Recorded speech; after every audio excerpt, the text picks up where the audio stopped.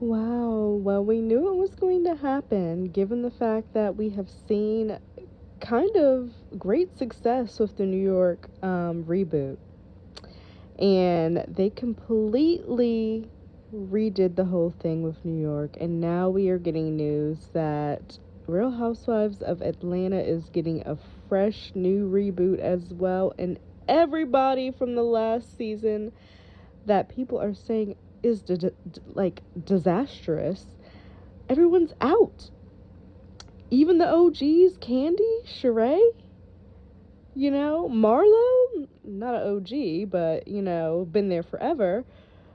But, Candy, Marlo, I'm like, Kenya, Sheree, ladies who have been on the show for forever, out?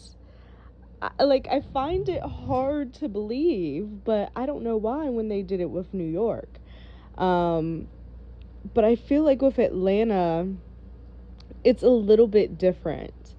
It's a little bit different, and I don't know if maybe culturally, I don't know. I just feel like it's a little bit different, especially because, like, community wise, with the ladies, especially, Candy, Kenya, Sheree, Marlo, those ones that have been on for seasons that I guess we can feel like we know. It's gonna be hard to say goodbye to, but if we're being real, this past season just was not giving. It wasn't giving at all. Kenya, even herself, said it was a horrible season with just made up beef and just, it was dry. She gave up. She had nobody to spar with anymore. Basically, the whole season was pretty much Drew and Ralph's situation, their relationship, and pretty much seeing the demise of a marriage. And here at the end, when because I just watched the finale, they're getting a divorce.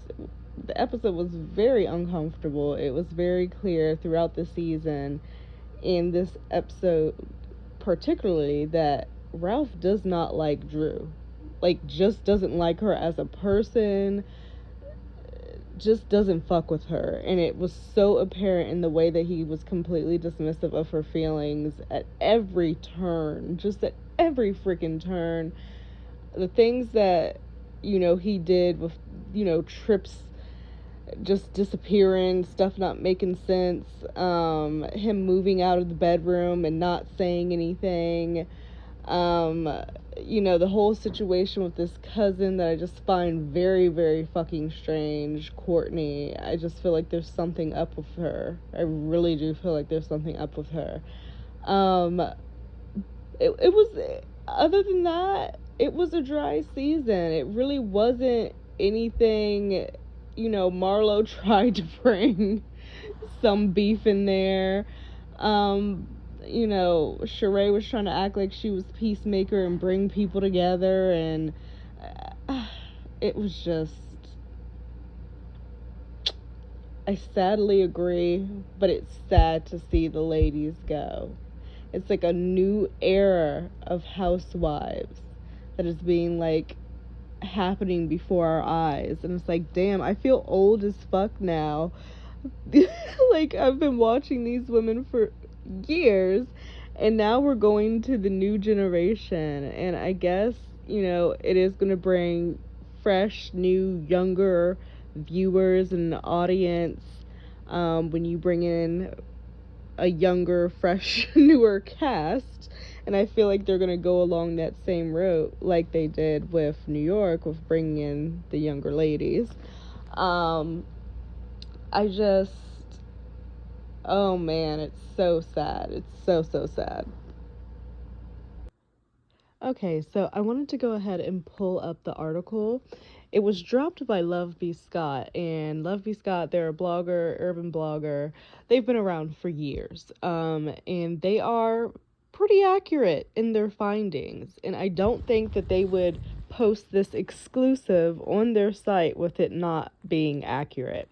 And given that the season did just end literally Sunday, it was like the season finale. Um, it's not surprising that maybe executive heads were like, yeah, we need to do something about this. So it dropped. I see Queens of Bravo posted it saying live footage of hashtag Real Housewives of Atlanta right now. And it's like the video of Regina George in Mean Girls where she has the burn book and turns it into the principal and is talking shit about a whole bunch of people and everybody's going crazy in the school acting like freaking animals in a jungle. Yeah, that.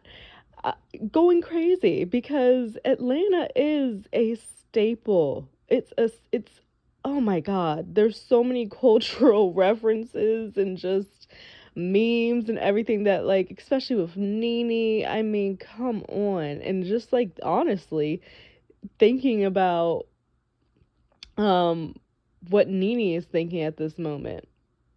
Is she sitting back cackling in joy that the other ladies are gonna be out?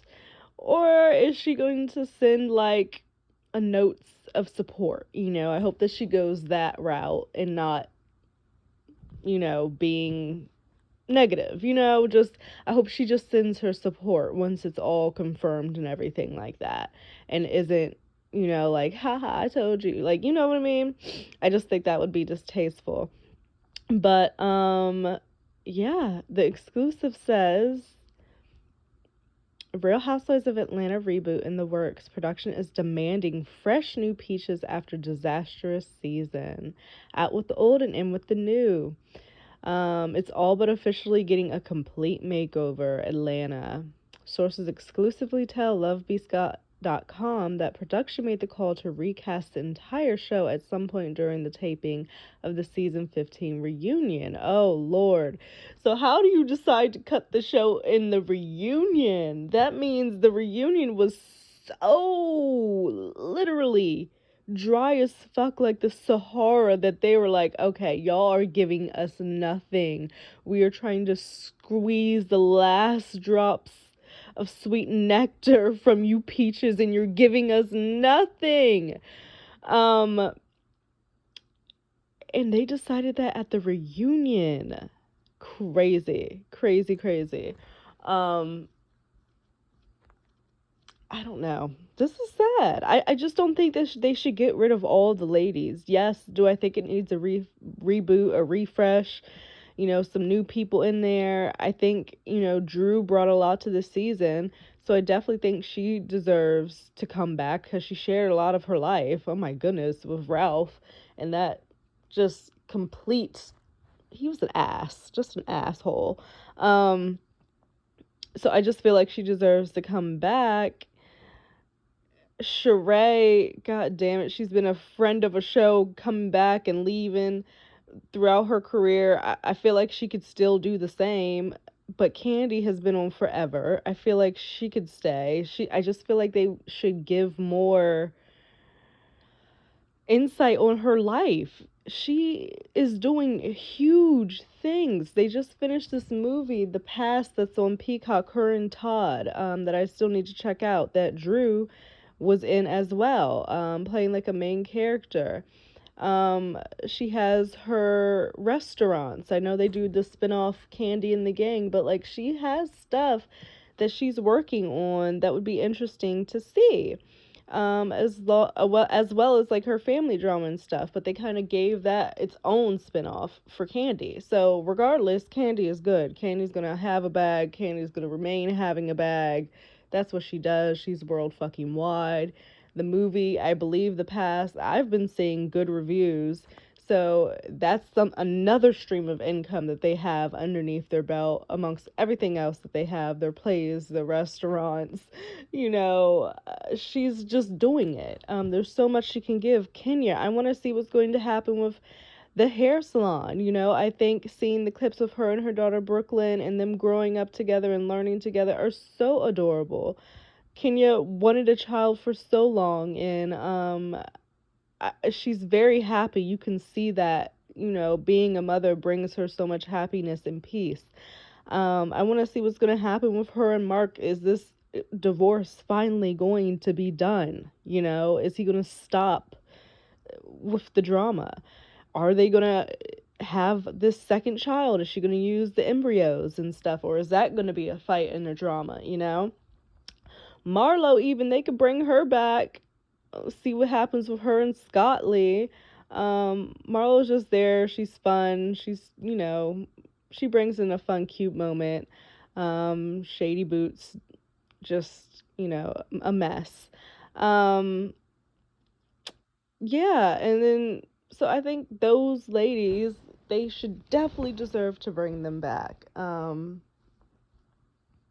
They need to cast. They're saying that casting for Fresh New Peaches is already underway. We're told production has been quietly reaching out to managers and agents looking for new girls. There's no interest in bringing back any old faces either, not Portia or Kim Zolciak. Damn, so they're not even trying to go that route, which people have suggested. They're not even trying to do that. But a lot of people are blaming the horrible season on production and not the ladies. And I could see that. Like pushing these false storylines and narratives and stuff, and when there was actually shit going on, trying to squash I don't know. It gave a very weird vibe this season. As we've previously reported, Real Housewives of Atlanta has been notoriously difficult to cast. Yes! Yes, because the audience is not gonna fucking have it. Like, the audience, is primarily black. It's just different. It's just different. And you can't just bring in a whole bunch of ladies that you're getting appears from, like, managers and agents.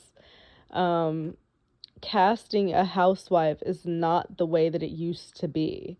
The formula is not the same, and it really shows, and it comes off as less authentic, like we've seen with the Real Housewives in New York reboot. While it is being a success, and with these new ladies coming in, I think it is different.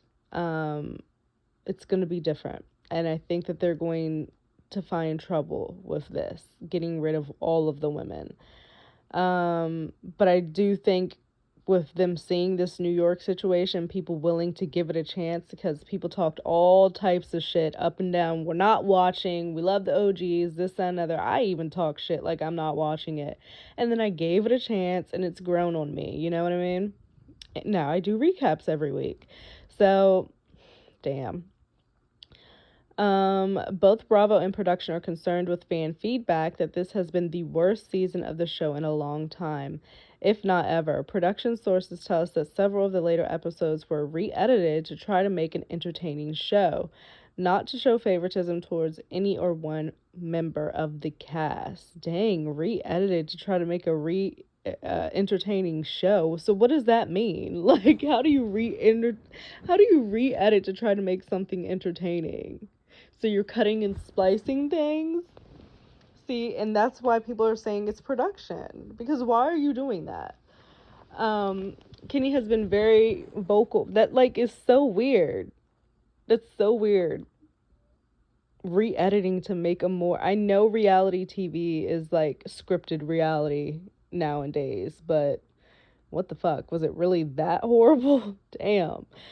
Kenya Moore has been very vocal about production allegedly cutting her storyline. Yes, because she did an interview with Carlos King as well, like Nene did. They had like a sit down, and it was good. So yeah, apparently they were cutting her storyline and editing her salon event out of the final episodes. Why would they do that? Why would they do that? You're trying to re-edit and recut stuff to make a more entertaining show, but you're cutting out stuff that we would actually be interested in when it comes to Kenya, like the salon and stuff. That makes no sense. But sources say the reason Kenya's event wasn't shown is because it was dry and nothing happened, even with nearly the entire cast in attendance. Damn.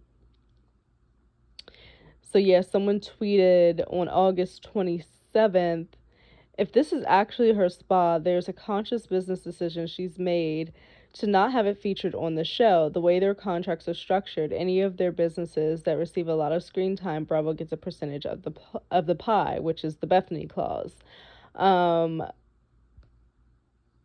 Which would make sense because we just got that one scene, you know what I mean? And she's been working on this actively. Why didn't we see more? So then she responds and says, completely false. I wanted it to be seen because it's marketing and the show follows my life. My salon spa opening has a beginning, middle, and end, which we completely did not see.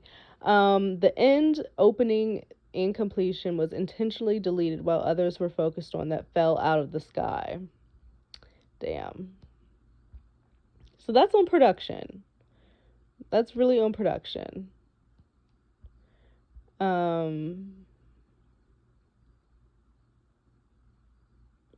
And then she also tweeted, presenting the soft opening of at Kenya Moore hair spa that was deleted from the finale. Thank you, Team Twirl, for getting loud so I can be seen. Thank you for seeing me.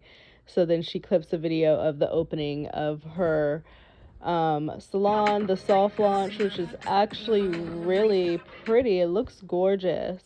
Of her in Brooklyn walking in. It is absolutely stunning from this video. And you see the ladies there in attendance. See all of them that came to show out. And so she posted that for us to see since it was deleted from the finale. A mess. A mess. I don't know how this is going to go. What do the comments say? I don't think everyone should be out. Kenny and Drew definitely should stay, right? I would love to continue watching Sandy and her pregnancy journey. Yeah, even yeah, I'd be open to that. So that means, like, I want the whole cast to stay. But no. It's just they can't get rid of everybody. And keep Candy or Sheree as the anchor for the show. Yeah. I don't like this because it seems like the ladies were the problem, not production. I do think they need a younger, fresher cast, though, of housewives and real friends. Reboot will not work with Atlanta. Yes, we do need new faces, but Bravo needs to fire the production company. Yeah. Dang.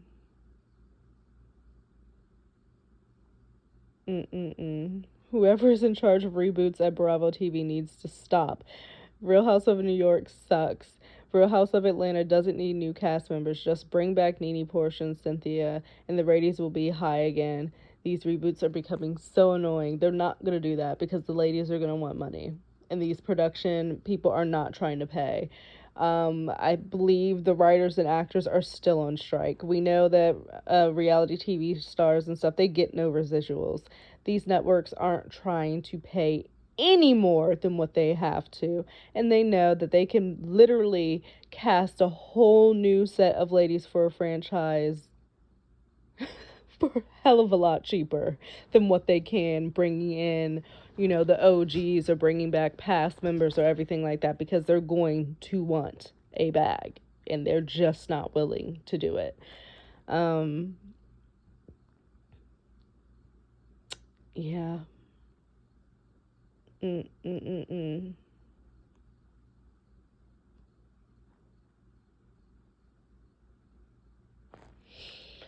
So that is the tea. And that sucks because at the end of the day, that's a check. That is a check, and that's a big bag. And these ladies have had that bag for years. So, I mean, it happened to Nene. So, and, you know, Portia, you know, there's ladies who aren't on the show anymore and they're doing perfectly fine, seemingly. So, it's just sad. It's just sad, man. And it is production. It is. So I'm actually kind of excited because as the day has gone on, the big news was like, you know, last night with Love B. Scott, who typically is pretty accurate, said, you know, everybody is getting cut from Atlanta Housewives. It's done. Everybody was like, what the hell is happening? What's going on? My timeline was lit up, you know, very much concerned audience of, you know, you can't take away all the ladies. Um, so I feel like, in a sense, like maybe Bravo and the network saw that, hopefully, and they know that people are really dedicated to the women and they know it's not going to work, and it's more so about production, and it can't just be on the ladies itself. It was the whole, just the whole combination of things. So now Bravo is apparently saying that nothing has been decided officially, so they're denying these reboot claims. And I think that it's a good thing. I think we need to just pump a break. I think they need to maybe like give it a rest. Not too long of a rest, but a little rest. Let people breathe, reset, go back to the drawing board, and start afresh and anew. And I think that they could really do it with the ladies that they have now, sprinkling in some new additions. So I was happy to hear that throughout the day. But the other thing I wanted to bring up was, because I've been seeing it and I'm kind of slightly confused, because I know Meghan Markle played, I believe her name was what, Rachel on Suits? Was it Rachel? I think she played Rachel on Suits. That was the character's name. So she plays Rachel, and she's in relationships and everything like that. I've seen scenes where, like, she does intimate scenes and whatnot. She was doing a job. She was an actress. That's what she did. But to my knowledge, I thought that her and Harry got together after she was already on the show. I thought that, she was done with the show and then she became the Duchess and got into the relationship with Harry and came into the royal family and this, that, and the other. But from what I am seeing from this Hollywood Reporter article, Suits, boss on the series Origins in the Meghan Markle line, the palace had removed. So I guess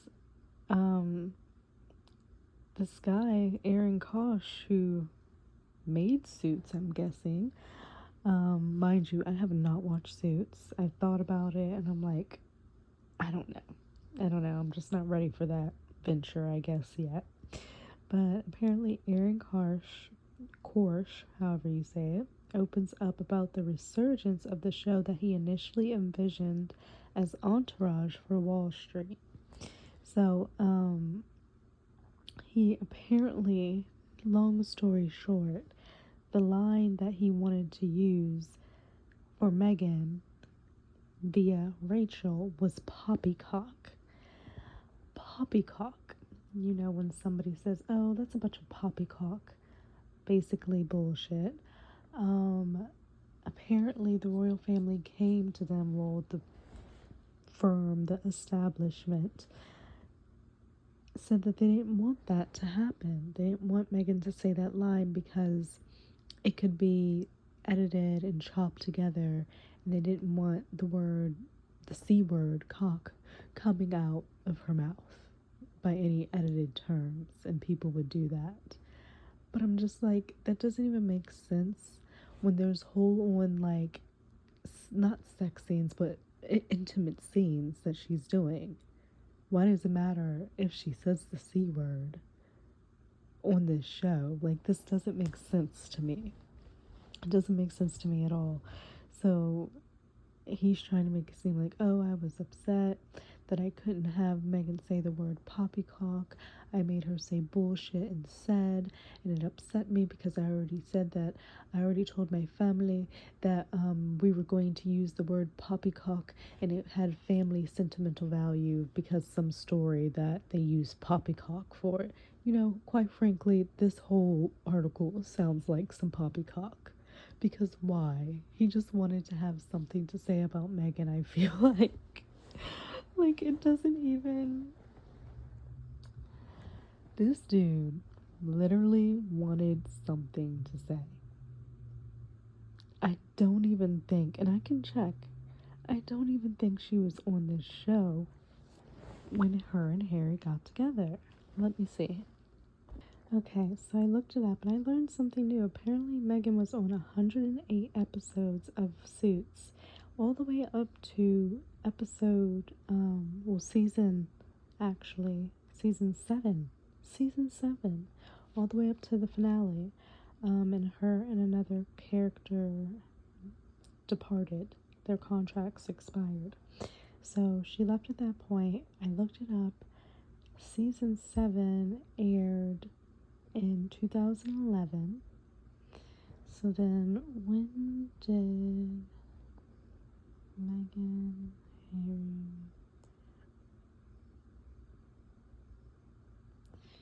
Let me see when they started dating.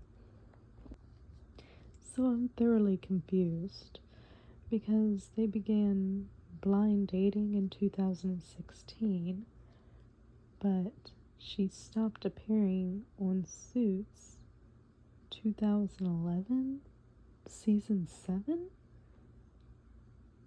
That doesn't make sense as to why the royal family would be involved in any which way about what is coming out of Meghan Markle's mouth. Like, they didn't know they had no clue who she was at that point in 2011 if they just started dating in 2016. Let me double check this. Okay, so I said, when did Meghan Markle leave Suits? It says, and literally 5 days ago, Country Living. I don't know why they did an article on it, but 5 days ago, after the season 7 finale, both Markle and Adams' contracts expired, resulting in the pair leaving the series. Meghan had good reason for abandoning her longtime character, as her relationship with Prince Harry was getting serious. So, why is this saying when I type in when they started dating 2016?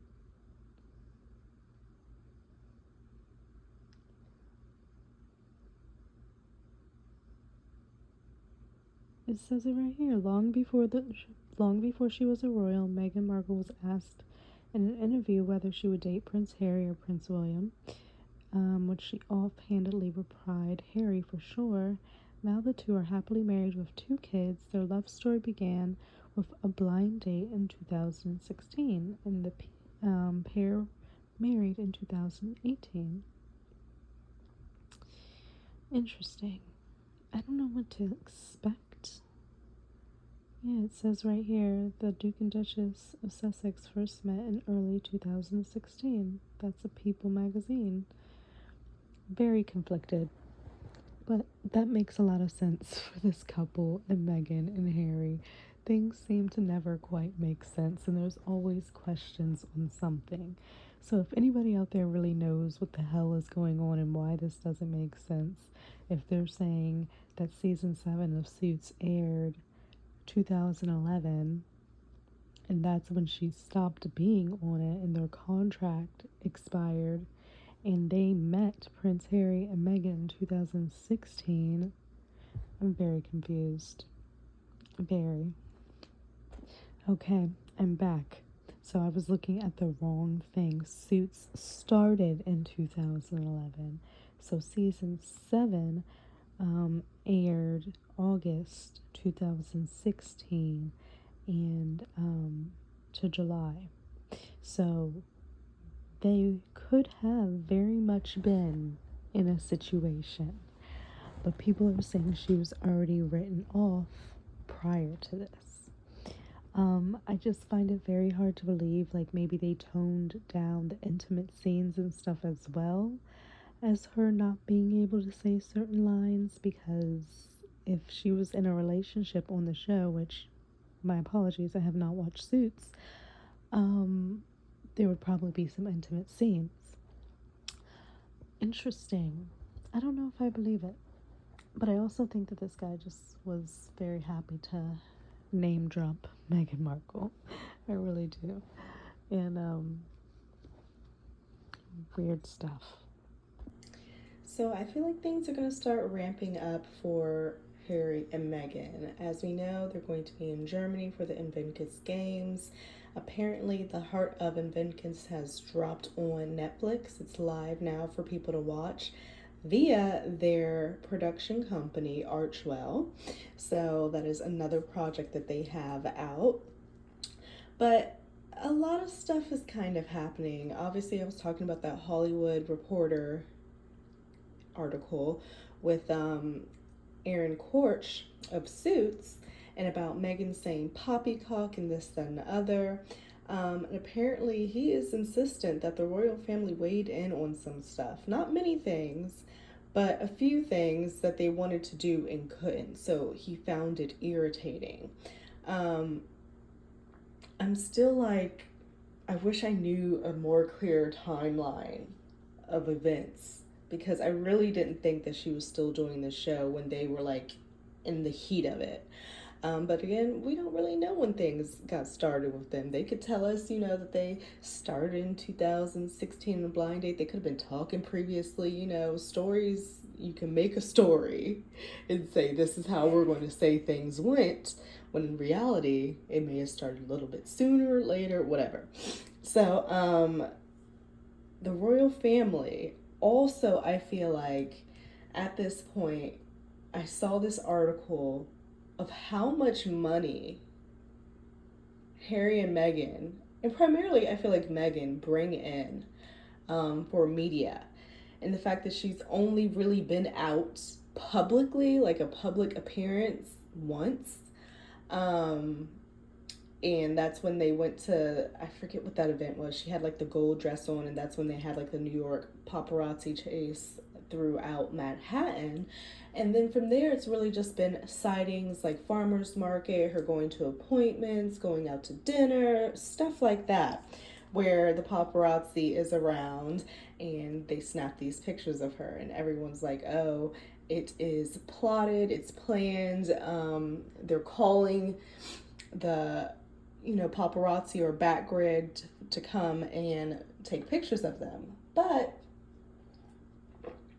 even if that is the case, which, I mean, it could be the case, because I do think that the picture of her in that long coat and she had that little patch on her wrist, and the sleeve was flipped up, I do see how that was kind of contrived.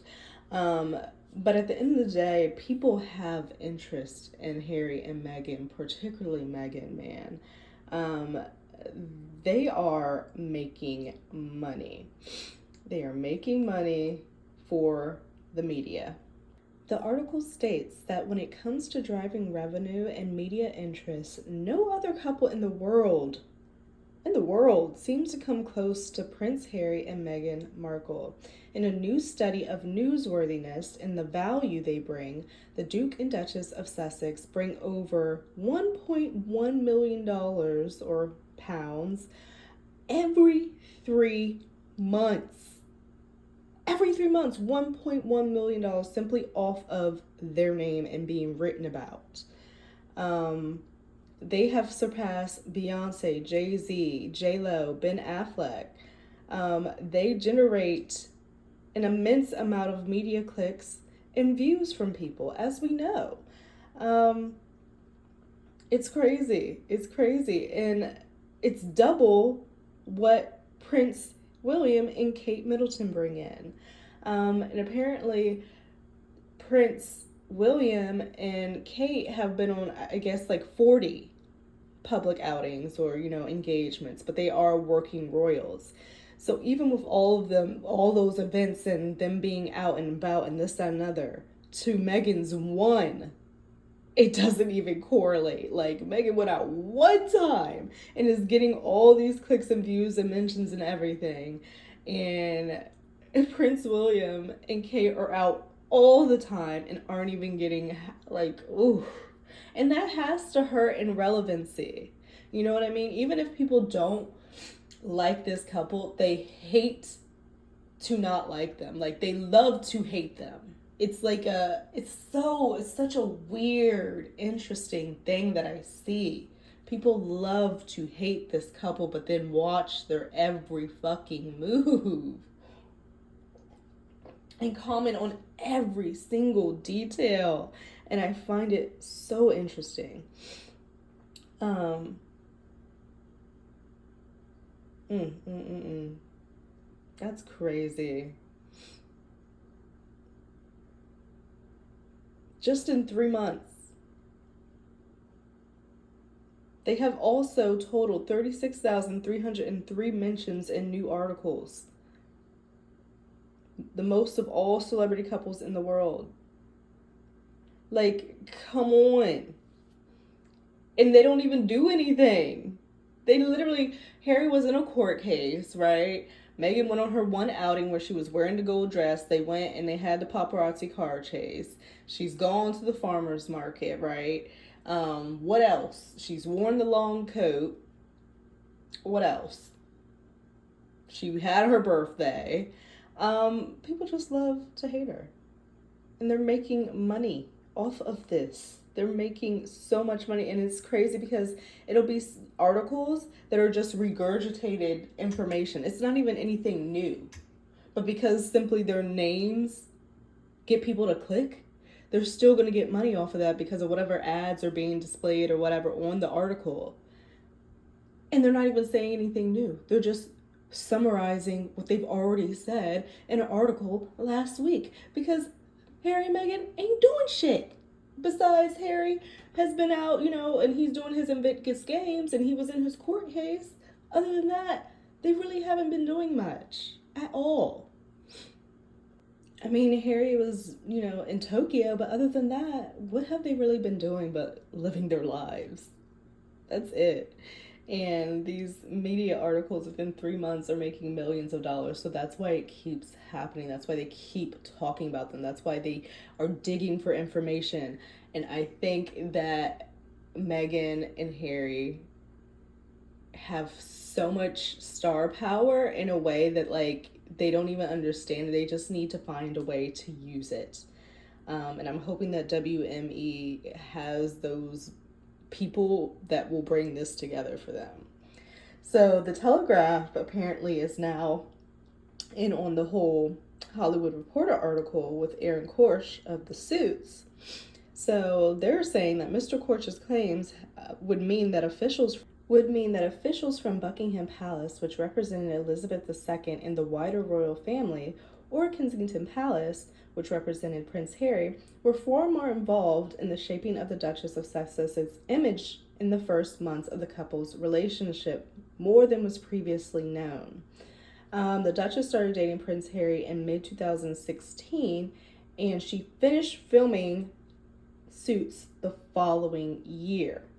However, Mr. Korsh's versions of events were disputed by former aides who suggested it was the Duchess's agent, not the palace, that demanded the change.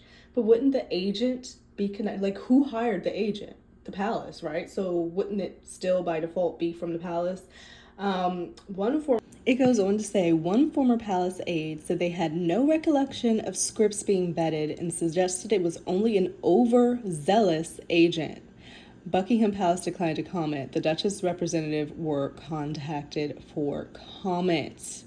So if the palace aide said that there was no recollection and that it could have been an overzealous agent, somebody's responding out of the palace, whether it's, Buckingham Palace has declined to comment, somebody's commenting.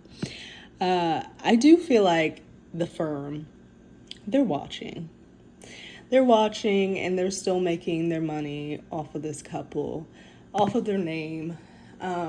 They definitely should have used their popularity, Meghan and Harry, for the better. I just feel like this whole situation could have gone differently if one or both sides just could have gave a little. I just feel like the royal family needs to be a lot more understanding. A lot more understanding. And I wish that Harry and Meghan could have held in there a little bit longer, but it came down to mental health. And if somebody's mental health is being destroyed and they're no longer wanting to be here, then what do you do in a situation like that? That's a very hard rock to be up against. You stay, then you risk your wife being mentally ill or sad and depressed and, not wanting to be here. and your family, the firm in which you're under, they see all this stuff going on. They see the articles popping out. There's all types of discord and fighting between the comms teams and everything like that. It's just a mess. It's just a mess. But I do find it interesting that I already knew Harry and Meghan were making a lot of money for the media. And, you know, just in general, clicks and views, even like videos with, like my videos with Meghan's name in it, they typically get more views than like another type of video topic. We have, you know, like Popcorn Planet, who has made a whole channel dedicated to Harry and Meghan. We know that they have the popularity, the interest, whether people hate them, detest them, think that they're the most horrible people on the planet. When they see an article come up on their computer or across their phone with their name, they're going to click it because they want to know. They're interested regardless. And I think that is so cool. I really do. I think it's so interesting, the power that these two have over mass amounts of people. How do you do that? How do you do that? What is it? So yeah, I just wanted to share that with you guys. We knew they were making media money, but now we know. Every 3 months, over $1 million, and they ain't even been doing shit. So imagine when Meghan does start popping up on her IG, that people are literally just following and following. Last time I checked, it was like at 112K. Now it's at like 119K. People keep following it. People want to know. As soon as that drops,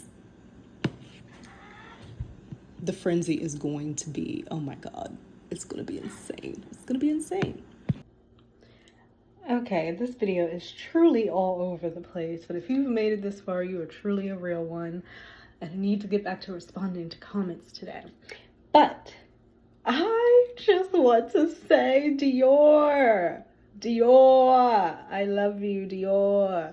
Why is this a new campaign promo video with Johnny and Savage? And I'm watching it. And Johnny's locks, man, and just his voice does something to me. Oh, and the ozone blue sky. I wonder if he wrote this. He probably did. I'm sorry, I'm like watching it in the background. He just looks good. He looks fucking good. He looks healthy. I really wonder when this was done. Somebody was like, where are these being posted? Can't find them. Exactly. This is the first time I saw it when I like sat down, finally now being home, and I'm now just seeing it. So someone said, I found this on Instagram in the tagged section on Johnny's account. Oh, and then someone said it's not showing it for me on his IG or on Dior's IG. So weird. That is weird, because I went over to even like, because people are adding Dior, and it's not even on their Twitter. So I'm like, where did she even pull this from? And I guess it was on the IG at some point, but he looks good. But don't be surprised if, because this has come out, people like to all of a sudden come out and play. You know, when there's positivity going on and somebody's showing their face and they're doing well, you know, he has his whole campaign with Dior, something that he was able to keep where somebody else is just not on that list because they lied. You know, you get to work with big names like Dior when you do right and you don't lie your ass off. You get to have cologne and makeup brand deals and whatnot. You get to do those things, but you don't get to do those things when you lie your ass off. So I just wanted to touch on that to see if you guys have seen it. This was posted by Arwen Sparrow on Twitter. Big Johnny supporter account, so go check it out. I've also liked it on Twitter. He looks so good. And like, I don't give a fuck what people try to say. The man is what, almost like 60 plus. He looks fucking good, especially after everything that he's been through. His hair is thick and luscious, not thinning, not graying. He is aged gracefully. People like to put up these edited pictures and shit like that or get you at a bad angle. Everybody has a bad angle. Ugh. And these people still online, it's just... Anyway, this video is all over the place and probably entirely too long. But something else that I saw was, speaking about Britney, Miss Britney Spears, she is living her life, doing her thing since moving on from Snake, Sam Asghari. And I saw somewhere that she was paying like $10,000 a month for an apartment for him. I saw that he was trying to go into his acting gigs and trying to do that. But then I saw something else where he's jobless and ain't got no job and can't get no job. Someone posted a picture of him. He used to do modeling. And it was like, you know, those Party City, like if you go on the website of Party City, whatever, and like those Halloween costumes, like those people, he was one of them. This most recent picture that I saw, there was a TikTok, he looked horrible. But that's what happens when you do wrong. I know somebody else that happened to, where they, you know, were a decently good looking person, then you do all this hate, fuck shit. And here you go. So, I'm proud of Britney. I'm proud of her. Apparently there's a US Weekly magazine that is out with Inside Her Life Alone. She's recording new songs, reconciling with family, partying with a mystery man, how the pop star is coping with her split from Sam Asghari. Will Sam fight the prenup? He needs to let it go. He needs to let it go. If he has not managed to get a bag all this time or save his coin after being with Britney for all these years and try to set himself up in another scenario, that just tells you like a lack of talent. Because he could have done something like AH. She simply got all this shit simply because she was the wife of Johnny. She had no talent, but she was able to do this, that, and other, and blah, blah, blah, because she was connected to him. So if he wasn't able to do anything with his whatever by being connected to Britney, that's on him. And he had nothing at all to provide, but apparently control her, because that's what they're saying, that he was put in place by the family and was, you know, getting paid through a conservatorship and all this foolishness, and was, you know, kind of stopping her from doing things and moving the way that she wanted.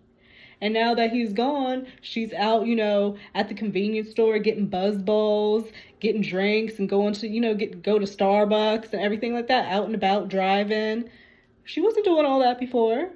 So it's just so hard to know what to believe when it comes to Britney, because there's so much going on, and she's such a conspiracy, and there's just so much. There's so much to know. I hope she's doing okay. They say that she is reconciling with family in this headline with the US Weekly. If she, you know, if she's reconciling with her mom, you know, I mean, damn, they did her so dirty. But like, I could understand reconciling with your mom. I would say even her sister Jamie Lynn, but like, you know, at the end of the day, you do need family. You do need family. They did her so dirty, but you like need people in your corner. Oh my God, it's such a weird situation. But they do say she's reconciling with family, and then this parting with a mystery man. I mean, it's rather soon. I don't obviously she's not divorced yet, and it doesn't happen that quick. But if she wants to have fun, have fun. Like, people have fucked with her life and tried to control her for far too long. And I just hope that she's enjoying her space, enjoying her home, enjoying her money and the fruits of her labor, because she's worked long and hard, and for years people have tried to control her life. Well, have not even tried, they have controlled her life and used her money. So yeah, crazy things.